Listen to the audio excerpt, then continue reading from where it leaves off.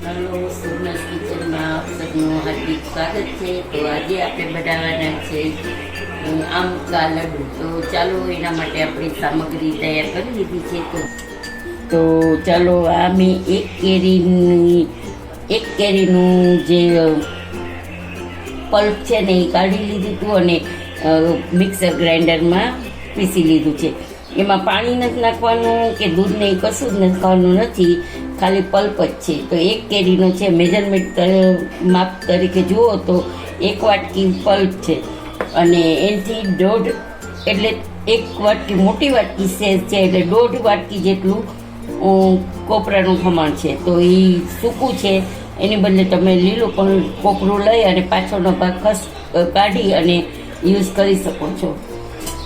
અને અડધી વાટકી છે નાની મિલ્ક પાવડર અને 1 વાટકી છે આપણે ખાંડ.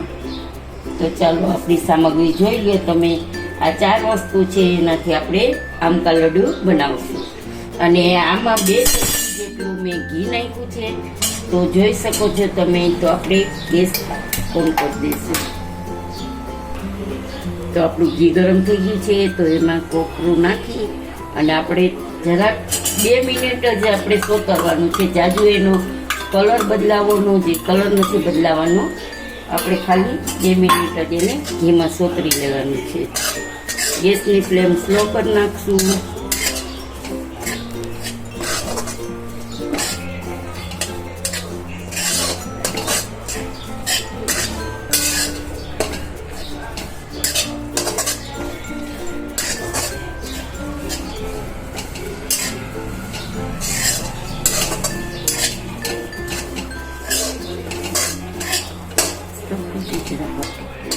તો જોઈ શકો છો કે આપણું કોપરાનું ખમણ એકદમ સેલ્ફી થઈ ગયું છે. તો હવે આપણે એમાં આમનું પલ્પ છે એ ઉમેરી દઈશું.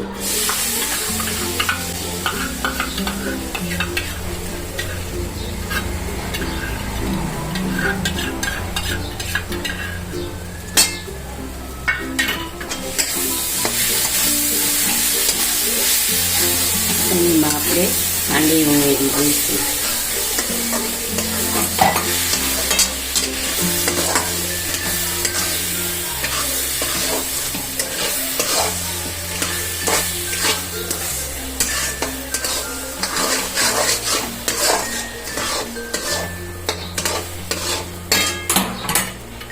હવે આપણે 5-1 મિનિટ માટે ચલાવતું રહેશું. પછી ખાંડ ઓગળશે.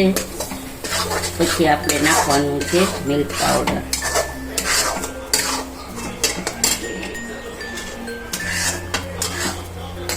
તો આમાં ઘી તો જોતું જ નથી, 2 ચમચી જ ઘી જોઈએ છે, ઘી નહીં જોઈએ આમાં. અને આમની સિઝન છે તો આપણે આમકા લડ્ડુ તો બનાવવા જ પડે. આની પહેલાં મેં બનાવ્યા હતા પણ હું વિડીયો નહોતી બનાવી શકી. તો અમારા એક ફોલોવરે ફરમાઈશ કરી હતી કે આમના લડ્ડુનો વિડીયો બનાવો, એટલે ખાસ એના માટે થઈને આજે આપણે માલતીબેન પટેલને માટે થઈને આપણે બનાવીએ છીએ આમના લડ્ડુનો વિડીયો. તો થેન્ક યુ માલતીબેન, તમે અમને ફરમાઈશ કરી એ બદલ તમારો ખૂબ ખૂબ આભાર. અને તમે ફોલોવર બધા મારા ફરમાઈશ કરી શકો છો તો મને ખૂબ જ આનંદ થશે બનાવવામાં. Thank you. હવે ગેસની ફ્લેમ સ્લો કરી નાખશું અને એકદમ આપણા પેનમાં ચોટે નહીં ત્યાં સુધી આપણે તેને ચલાવતા રહેવાનું છે.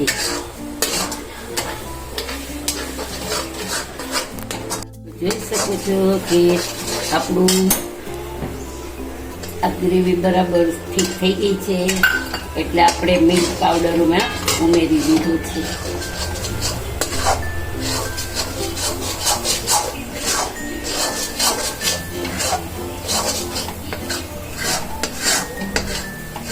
આમાં કોઈ કલર નથી કે કોઈ વસ્તુ નથી નાખી આપણે. તો તમે જોઈ શકો છો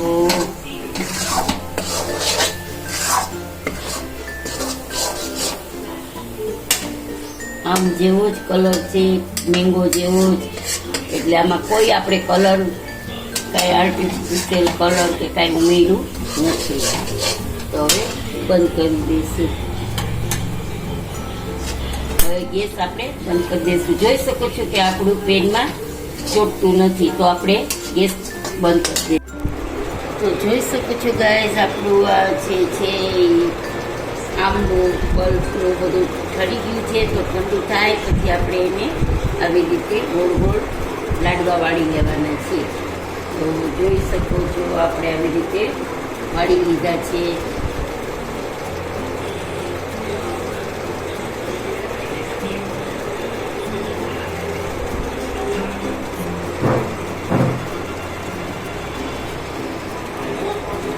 ગોળ ગોળ વાળી એવું લાગે તો ઘી વાળો હાથ કરી લેવાનો જરાક, એટલે હાથમાં ચીપકે નહીં.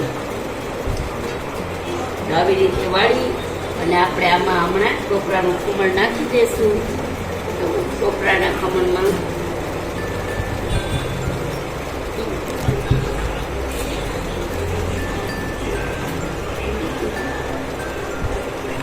તો જોઈ શકો છો ગાઈસ, આપણે ટોપરાના ખમણમાં લાડવાનું કોટિંગ કરી લઈશું. ટોપરાનું ખમણનું પછી આવી રીતે આપણે ગોઠવી દઈશું. બરાબર.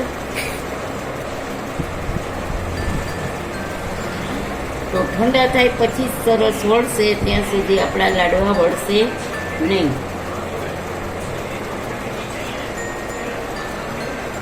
તો ટોપરાના ખમણમાં કોટિંગ કરી પછી આપણે ઉપર પિસ્તા અને કેસરનું ડેકોરેટ કરશું.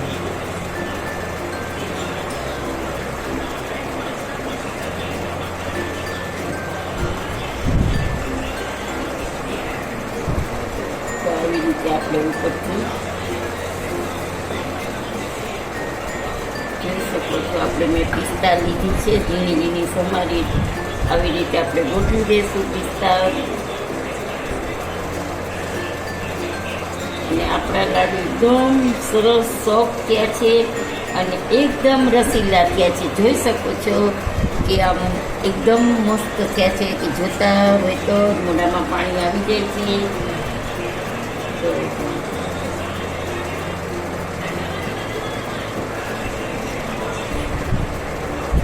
હવે આપણે ઉપર આમાં કેસરનું કોટિંગ કરી દઈશું. તો આવી રીતે કેસર ઉપરથી નાખી દઈશું. જોઈ શકો છો.